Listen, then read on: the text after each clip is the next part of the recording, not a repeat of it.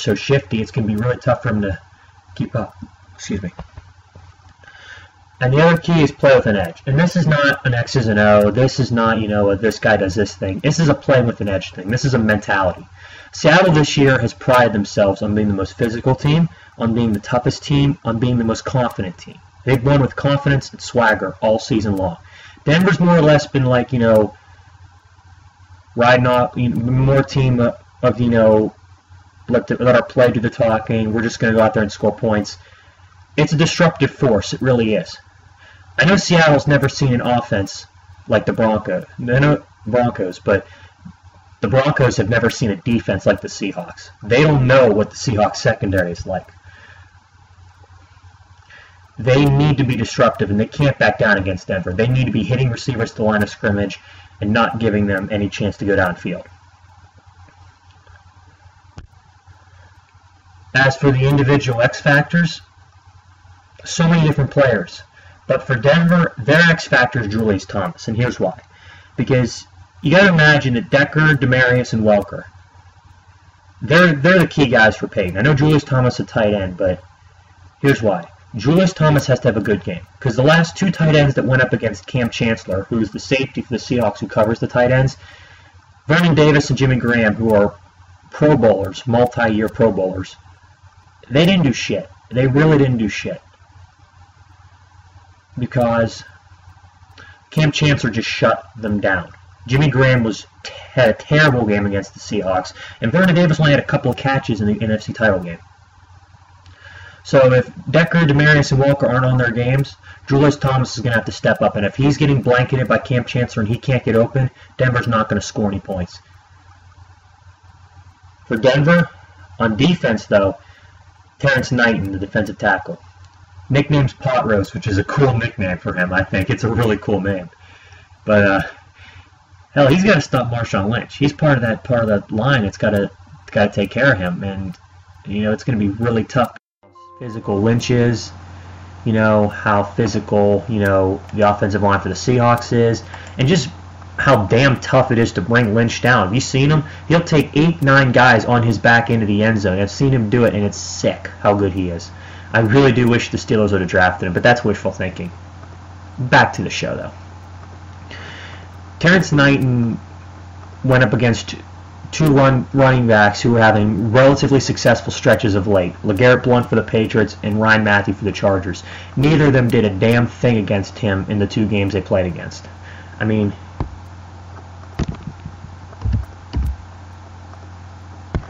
in the two playoff games between the Broncos and the Patriots and the Broncos and the Chargers, you had LeGarrette Blount,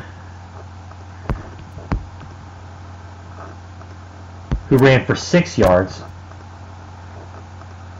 and Ryan Matthews, who only ran for 26. 32 yards, and he was a big part of that. For Seattle, on offense, their X factor is Percy Harvin.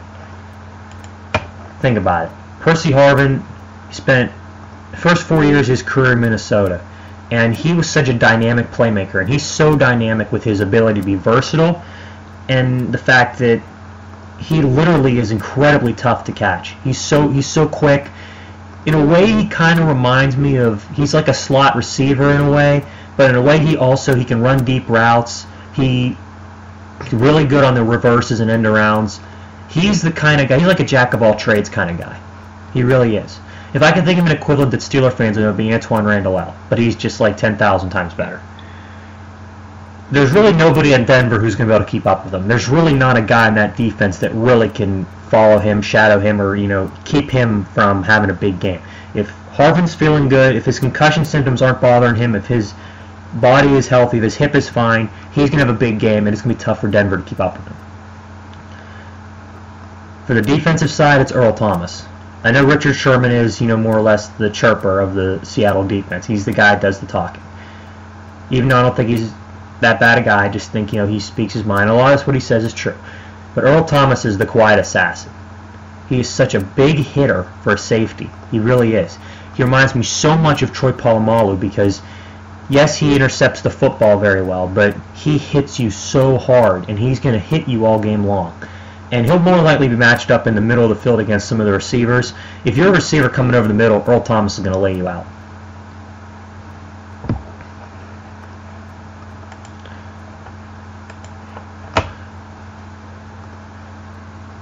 For some historical facts on this game, though, that might have an impact, I mentioned earlier Denver's stout run defense.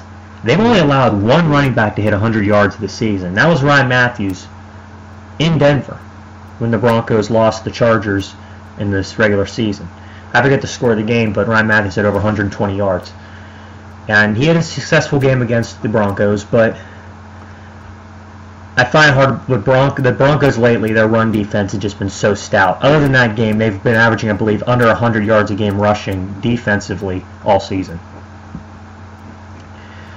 In terms of history, going back a few years, the Seattle Seahawks will be wearing their white jerseys in this game. And of the previous 9 teams who wore their white jerseys to the Super Bowl, 8 of them won. You look at the 05 Steelers, 06 Colts, 07 Giants, the 08 Steelers, 2009 Saints, 2009 Giants, 2011 Giants, 2012 Ravens. You look at the 2004 Patriots. The only team that didn't do it was the 2010 Steelers, who lost to the Packers in Super Bowl 45. A game that, again, that I'm trying very hard to forget ever happened. But that was just a miserable experience. And I think miserable could describe Peyton Manning in my third fact. In his career in the playoffs, when the kickoff temperature is under 40 degrees, he's 0-4. That's not very good. A few of those losses came against the New England Patriots. And you put it this way, the weather was much worse than it's supposed to be for this game, but the Patriots' defenses, can they really even be compared to Seattle's this year? No. This is the best playoff defense he's probably ever gone against or will ever see. And overall in his career, when the temperature's under 40 degrees at kickoff, he's 8-11. Those numbers don't bode well for him. He's mostly been an indoor quarterback his whole career, and now he's outdoors in Denver. A part of me still questions why he even went to Denver. He knows how cold it gets. The wind chill can get into teens sometimes, and he's got nerve damage to his neck. Let me put it this way. If the playoff game against the Ravens last year would have been in the mid-50s or the mid-60s, Denver would have lit up the Ravens. They would have. But the cold weather, I think, affected Peyton more than he let on.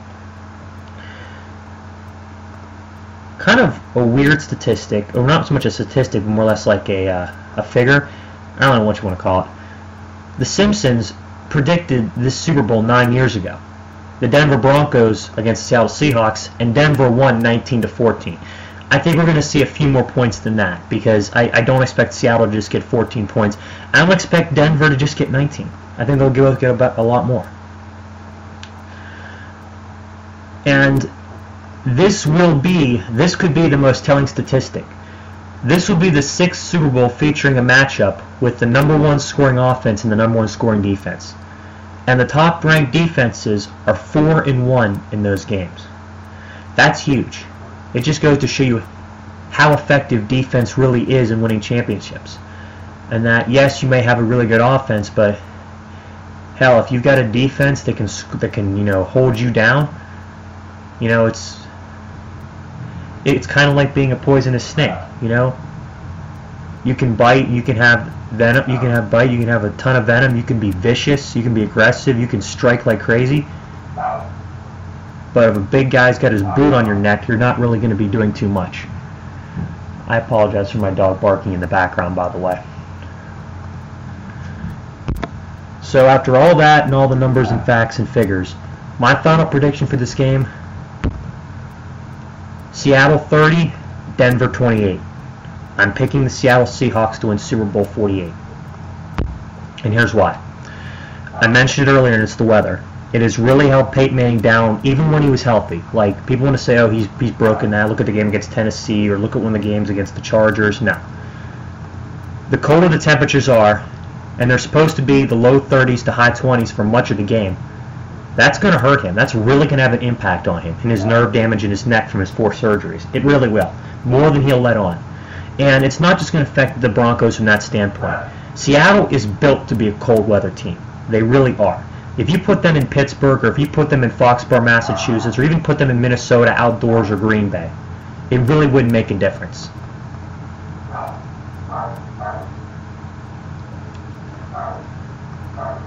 They're built to be in the cold, with a really good run game, and a very stingy defense. And speaking of defense, Denver's opposing defenses this year have not been able to hold a candle to Seattle. I mean, you look at the schedule that this team had all season long, and you look at some of the defenses they went against that were pretty good. I mean, I wish my dog would stop barking. I really would. Big deal. They really haven't. Kansas City, probably the best defense they might have played. That's about it. And Denver is infinitely better. Seattle's infinitely better than they are. Not even close.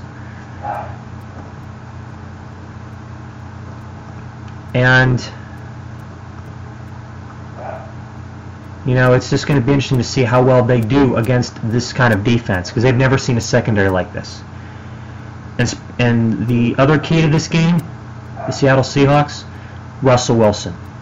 I know he's only thrown for a touchdown this postseason. He's been pretty much anemic, but he's got the easier matchup. Think about it. Would you rather be Denver going against the Legion of Boom, or Russell Wilson going against the Denver secondary that's giving up 250 yards a game? End of discussion. Doug Baldwin and Golden Tate are really underrated, and Percy Harvin may have been injured, but they are being overlooked. They really are. There's no doubt about it. They've got the ability to score points on this Denver defense. If Russell Wilson is able to move around the pocket and make some plays with his arm down the field, I think Seattle is going to put up some points. And now for my quick 6-game predictions. I predict that Denver will give up more points than Seattle. This is because I think Russell Wilson's mobility is going to be problematic for Denver to try to sack him. Plus, they're not a sacking defense. Seattle's a more aggressive pass rush defense, and the fact that the Legion of Boom secondary I think will be in the back of Peyton's mind, I think Denver gets sacked, gives up at least 2 or 3 sacks. Richard Sherman, for all the Sherman fans, I'm one of them. He will not get a pick. However, yes, Peyton Manning will throw at least 1 pick, but he will shut down whomever he covers all night long. Whether it be Demarius, whether it be Decker, whether it be Welker, whether it be Julius Thomas, whether it be Andre Caldwell, Jacob Tammy, doesn't matter. Whoever he's covered will be shut down. The third quick prediction is that Lynch will rush for fewer yards than Noshawn Marino. Yes, I understand that Lynch is a better running back, better career, he's got the better run-blocking offensive line in front of him. But Denver's front will be out to stop Marshawn Lynch more than Seattle's will be to stop Noshawn Marino. The fourth one's a prop bet. These are always fun. Like, a list of Super Bowl prop bets will keep your buddies entertained. I think Peyton Manning will shout 30 Omaha at least 30 times. Go for it. You got a mantra, go for it. I think Russell Wilson for my next prediction will throw for 250 yards, because Denver will key on Lynch, but its pass defense will falter. Losing Chris Harris with the torn ACL was huge. And Percy Harvin, number 6, will accumulate over 150 total yards. Running, receiving, special teams. He is such a mismatch for anybody on Denver's defense, whether it be their corners, their linebackers, whomever. He is so tough to cover. He really is. He was that way in Minnesota. He was racking up yards and points in Minnesota when they had Christian Ponder and, you know, the bad Brett Favre throwing the football. You know, really. For my Super Bowl MVP, I haven't really thought much about that. A lot of people are going with Marshawn Lynch, and I think he's going to get bottled up. I'd like to go with Percy Harvin, but again, the fact that he's played, I think the fact that, you know, he'll have a big game, but I think this will come down to Russell Wilson. I really do. I know picking the quarterback, you know it, but if I had to pick another guy to be the guy that I think is going to get a pick in this game, that's Earl Thomas. Because I think Peyton will throw maybe 3 or 4 times at Richard Sherman, but he's not going to test him that much.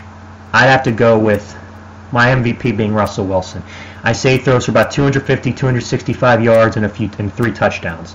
I'd say he's got a big game through the air, and that the Seattle Seahawks will win their first Super Bowl over the Denver Broncos 30-28. I hope everybody enjoyed my show for tonight. I apologize for some of the background noise. I'm trying to get a USB microphone to prevent that, but coming up very, very shortly, I will be doing my NFL Awards show. I'll be talking about the 7 major awards: MVP, Offensive and Defensive Players, Offensive and Defensive Rookies, Coach of the Year, and Comeback Player of the Year. Okay, see ya.